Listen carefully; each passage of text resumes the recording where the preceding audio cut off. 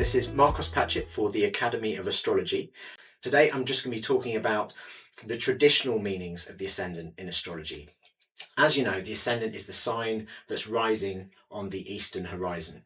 So a chart, we tend to think about astrological charts as being birth charts, the charts of humans. But charts can obviously be for anything. You can have a chart for when a toaster's plugged in, or a chart, not that you do that chart, but you can have a chart for a hospital being opened, or a country being founded, or pretty much anything that has a start time will have a chart. Anything in reality will have a chart. So the ascendant will always represent in that chart something about the nature of that thing, and particularly how it came into being. It will represent the body of a thing. So the chart for a country, for example, when a treaty is signed, would represent the people of that country, something about the people who make up that country. The chart for an object, like say the first car of a particular line of cars that comes off the manufacturing line, the chart for that make of car, the ascendant of that chart would represent something about the shape and design of that car. So the traditional values that were ascribed to signs were like little labels that were used to describe something about the functionality, the appearance and the nature of that thing, whether it be a characteristic like a personal characteristic, like a feature of one's personality, or whether it be a literal description of its shape or appearance or behavior in some way. So to give you some examples, the water signs, which traditionally were Cancer, Scorpio and Pisces, were all described as mute. That means not speaking. And the air signs, that's Libra, Aquarius and Gemini, were all described as having voices, and of those two, Gemini and Libra were loud voiced. That might mean if you had those signs rising, if a person had those signs rising in their birth chart, if they have a water sign rising, it doesn't necessarily mean they're going to be mute or not talk. I am talking to you now and I have a Scorpio rising, so clearly that's not the case. But it does mean that the person might be a little bit more reticent, a little bit left to their own devices, a little bit more introverted, and may not communicate everything quite so directly as somebody who might say have a Gemini rising, who is often very extrovert, very communicative. You stick them in a party and they'll chat to everyone straight away. To give you some more labels, traditional labels for signs, we've got some of the signs, as I said, were powerful or loud voice. So those be Gemini, Libra and Virgo. Gemini and Virgo being the two signs traditionally said to be ruled by Mercury, the planet of communication. Some signs were described as libidinous, that means very strongly desiring things, and those would be Aries, Taurus and Capricorn. So if those signs were rising, the people, if they represented people, if the chart was the chart of a person, would very strongly desire things in different ways. Aries, for example, would just desire to win. Taurus rising people generally like cake, comfort and all the pleasant things in life. And Capricorn rising, they like to rise to the top of their profession. They like to be professionally on top, but they all have strong desire natures. Angry signs, some signs were angry, and those are the signs where Mars, the planet Mars, was strongly associated with them. They would be Aries, Scorpio and Capricorn. So if somebody has those signs rising, don't piss them off. And the corrupt signs would be Scorpio and Capricorn. Corrupt in this sense could mean corrupt like a dodgy politician, or could mean prone to vices. These are signs that get themselves into trouble. Doesn't mean everyone with Scorpio or Capricorn rising is going to be corrupt and therefore not trustworthy. It may mean that they tend to, as I say, get themselves into trouble. They can get themselves into corners because something about their nature inclines them to do that. Now, controversially, some signs traditionally were associated with lying. They were the two Mercury ruled signs, which were Gemini and Virgo, and also the sign of Scorpio. And they all might tell lies for different reasons.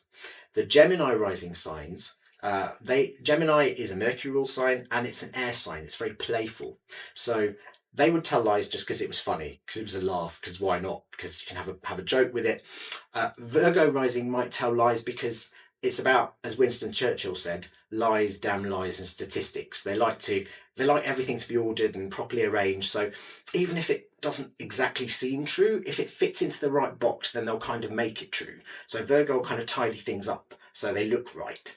In science, it's called the file drawer effect. You publish the one study which gives the result you want, you put the other 99 in the drawer.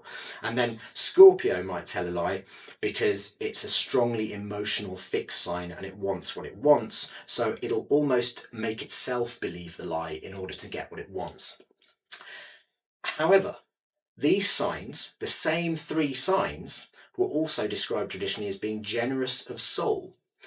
And I suspect that, again, is all for different motives. So Gemini might be generous of soul because Geminis like to be playful. They like to keep things light, so they'll try and raise the mood in a room. Virgo is generous of soul because Virgo likes to be of service. So it'll always try to make things right for people. And Scorpio is generous of soul because it is the sign most associated with emotional pain. It can't stand pain in itself or others, so it will try to remove the pain. And in that case, in this sense, there's always a balance in astrology. Nothing is completely light or dark. The other sign that was generous of soul was traditionally was Libra. Libra is an air sign that likes balance. It likes to keep things sort of on an even keel, keep people happy. So those are some of the traditional labels attached to the signs. There are also signs that were beautiful of face, traditionally, allegedly. They would be Gemini, Virgo, Libra, and Scorpio again. There are a few more attributes. Some signs were described as barren, and those would be Gemini, Virgo, and Leo. And that could mean if in a chart for a question, for example, because in astrology sometimes you could ask a question and do a chart for when that question was asked. If you find the significators in barren signs, if you're asking about will this person produce a play, for example, they might not produce anything because it's in a sign which is barren.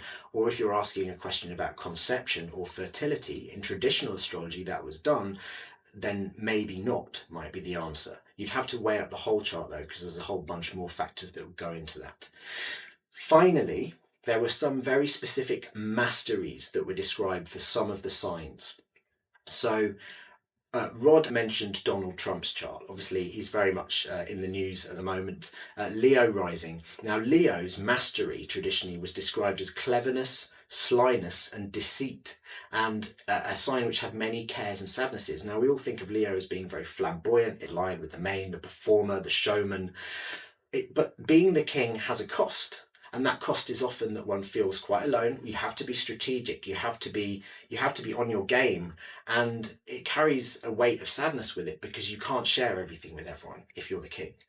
And so that's an interesting mastery. Other ones you have.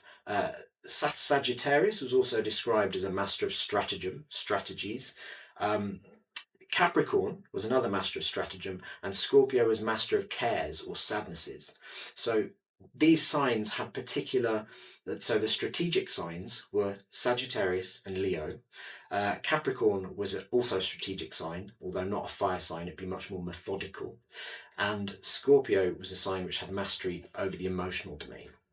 There are lots of other little attributes that you'll find in the traditional literature, and mostly these were used in answering specific questions, as I've already said. So a final example, again referring to Donald Trump's chart. He has the Leo rising, which is a master of strategy. Leo being a fire sign, it's very bold and sort of like it likes the look of itself and the sound of itself, and it likes being in the limelight. And the ruler, his chart ruler, would be the sun in Gemini. Gemini, as I've already described, is a loud-voiced sign. It's also sometimes described as generous of soul, but it's also prone to lying.